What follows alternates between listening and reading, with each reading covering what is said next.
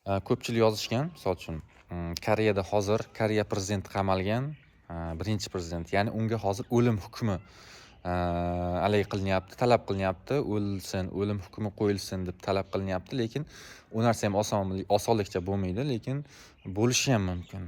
Bilasizlar, Koreyaning prezidenti, birinchi prezidenti o'sha favqulodda holat e'lon qilganligi uchun nima deydi, lavozimidan ozod etilgan, hozir qamoqda. Hozir ikkinchi prezident boshqaryapti, yangi prezident boshqaryapti. Hozir hammasi yaxshi, lekin eski o'sha avvalgi qamalgan prezident ishi hali ham tugamayapti. Hali ham tugagani yo'q, sud jarayonida. Nafaqat u, balki xotinini ham, o'zini qarindosh o'sha qizlari hammasini taftish bo'lyapti hozir. Ular hamma qilgan ishlarini, haligi o'sha olgan korrupsiya bir nimalarni hammasini taftish qilib, hammasini surishtirishyapti. Lekin bu misol uchun jarayon to'xtaydi baribir. Yana misol uchun Koreyada bilasizlar, chet elda qonun juda ham zo'r ishlaydi, juda ham zo'r ishlaydi.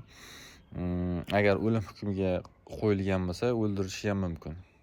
Lekin u misol uchun bitta holat bor, Koreya prezidenti, birinchi prezidenti o'zini advokatiga juda ham katta pul talab qilgan, ya'ni uni sudda g'olib chiqish uchun harakat qilib, agar sudda g'olib chiqadigan bo'lsa, unga juda ham katta summa talab qo'ygan. Taklif qilgan, lekin o'sha sudya u pulni olmagan, rozi ham bo'lmagan, ya'ni u prezidentning yonini olishga umuman rozi bo'lmagan. Sababi, misol uchun, u prezident ayblari ko'p bo'lishi mumkin. Misol uchun, oddiygina o'sha prezident ayoli ham bitta joyga borib, oddiygina sovg'a sumka olgani uchun ham juda katta shov-shuvlarga sabab bo'lgan.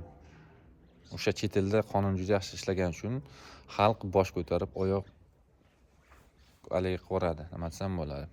Juda ham to'polon qilishadi, shunaqa. Bugungi yangilik shulardan iborat.